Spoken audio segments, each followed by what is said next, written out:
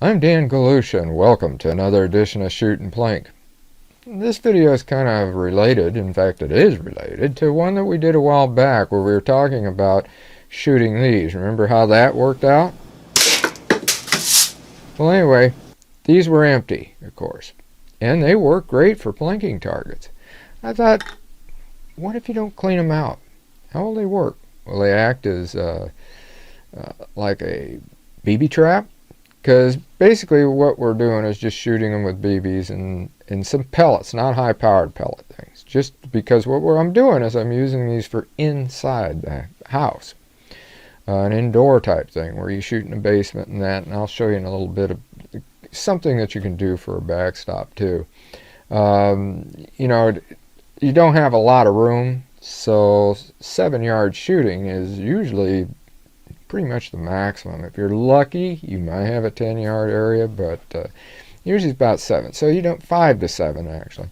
So you don't want to have something that's going to be blowing stuff all over the place. And with these, if they're full, you know what could happen. You could have a lot of coffee around.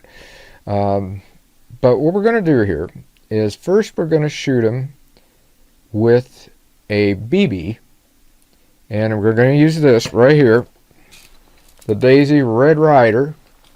As you can see, that's probably one of the best you can shoot inside with, at least for a rifle type. And we're going to shoot that from 7 yards, and we're going to do it with it on its side and then standing up. I'll probably do standing up and then put it on its side and shoot it straight down the middle at the top. So let's see what happens.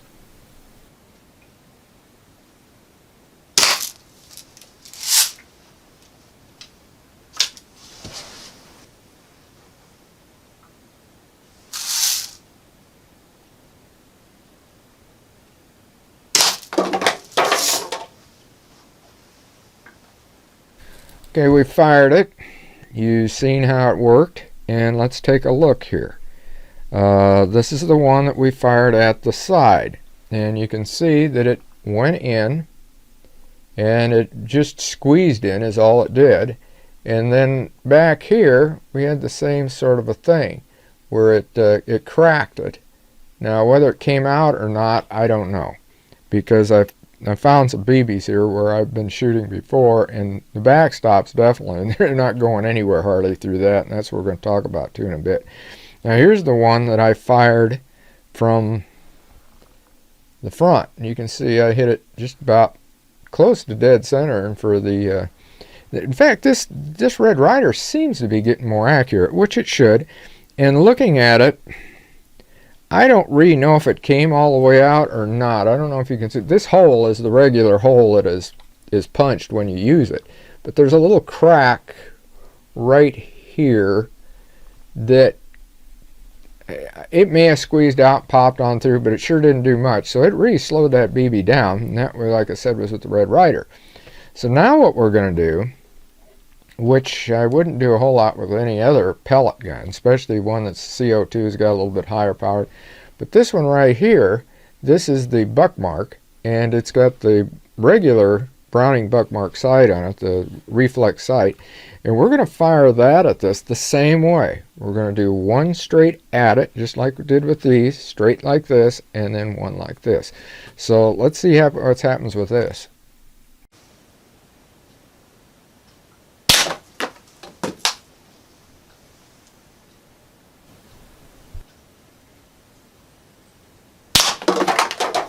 Well, we got it fired. That was the Umarex again, the Umarex Buck Mark, the Browning Buck Mark, the replica.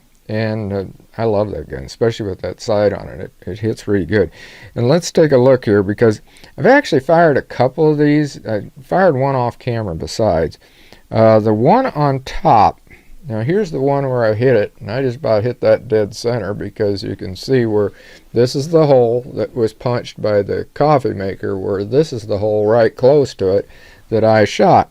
Now the pellet did go through and come out the bottom, because that other hole again is the one the coffee maker made, but the one right beside it, which you can't see, there's actually a flap, the pellet came out there, and I presume it went into the backstop that I got here.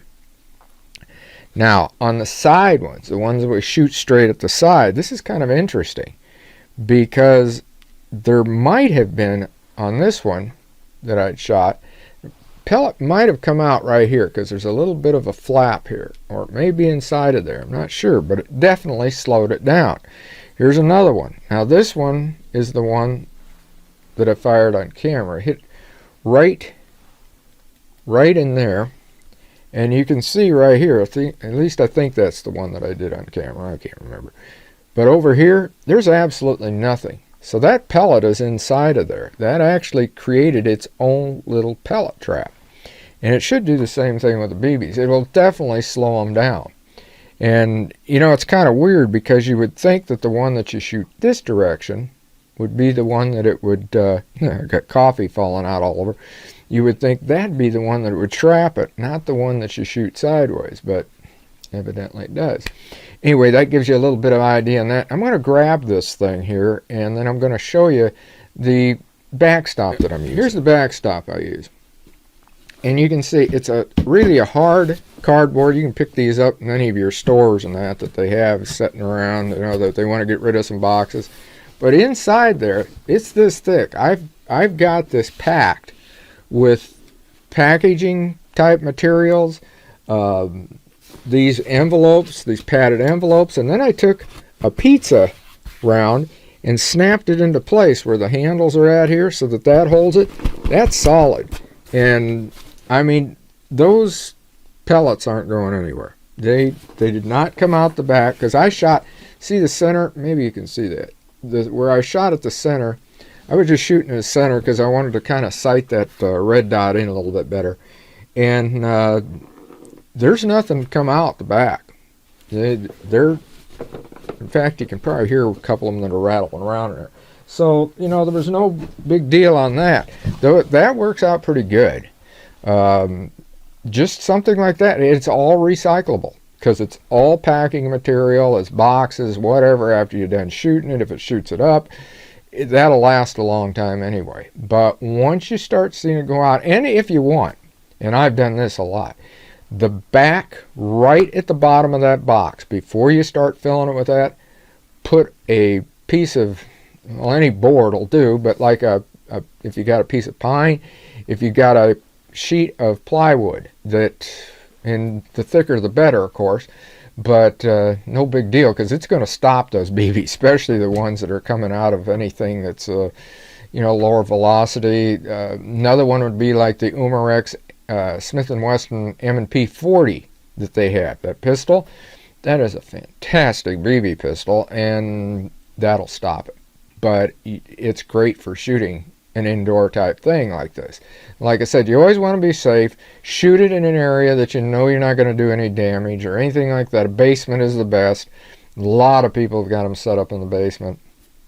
And don't use anything high powered. Just, you know, you're just doing it for the fun of it.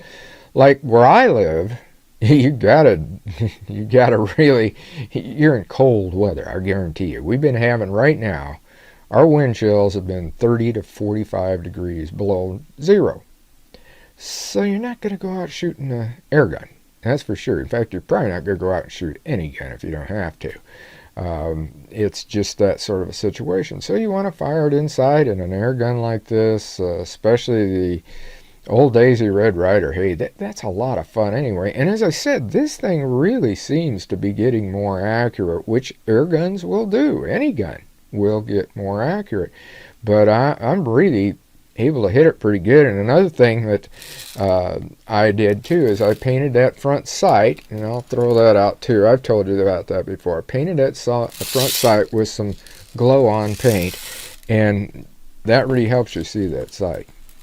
So hopefully this gives you some ideas on what you can do with all those K-cups after you're done with them, using them for coffee. And as I said, it looks like it makes it does get a little bit messy though. I guarantee I got some coffee grounds down here I got to clean up. So when you do put them in something like that and shoot, make sure you got something to trap those grounds. It'll help. Otherwise you're going to be sweeping it up. So until next time, shoot safe and have a great day of plinking.